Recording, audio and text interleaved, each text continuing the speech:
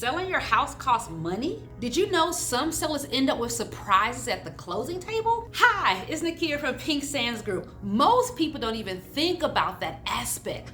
But before your house can pay you out, there are several costs to consider. So, you're thinking you like to sell your house, and naturally you're wondering, how much money are you gonna make doing so? It makes sense! But in order to calculate your profit, you'll first need to estimate your expenses.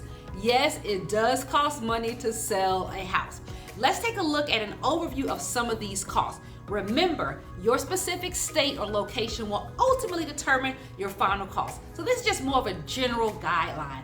Your first set of costs is your real estate agent's commission. Well, that's assuming if you're using an agent. Now this hovers around 5% to 7% range of the sales price, so certainly a factor to consider. It's also worth considering what a licensed agent brings to the table for that cost. If you get a good one, that commission is more than worth it in the increased sales price you should see, in addition to the fewer headaches, oh my goodness, that you'll experience from having someone walk you through a complicated transaction.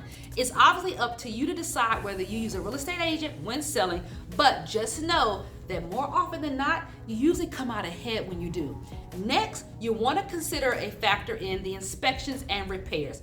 Home inspections range anywhere from $400 to $700, and repairs, well, that's on a case-by-case basis. You'll need to evaluate your situation and determine how much you're willing to spend to get your house ready to sell. Then you've got closing fees, which are anywhere between 1% to 3% of the sales price. These closing fees, title fees, transfer fees, excise tax, escrow, recording fees, prorated property taxes. Again, many of these fees and their amounts deeply, heavily weigh on your specific location and circumstances. So reach out to me if you would like a more detailed breakdown for your property.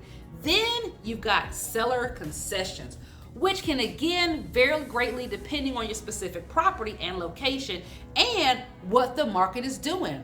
These concessions usually come from home warranties, buyer's closing costs paid to the seller, price reductions. These costs are heavily dependent on the market which you're selling.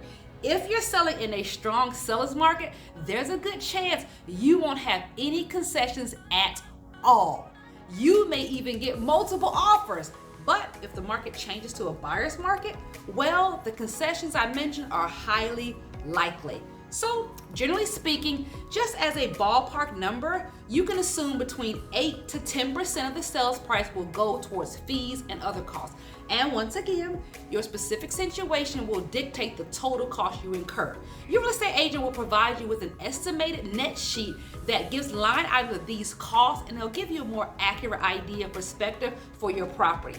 If you'd like more information about your house, feel free to send me a message so you can learn more about how much you stand to gain if you sold today. Happy shopping!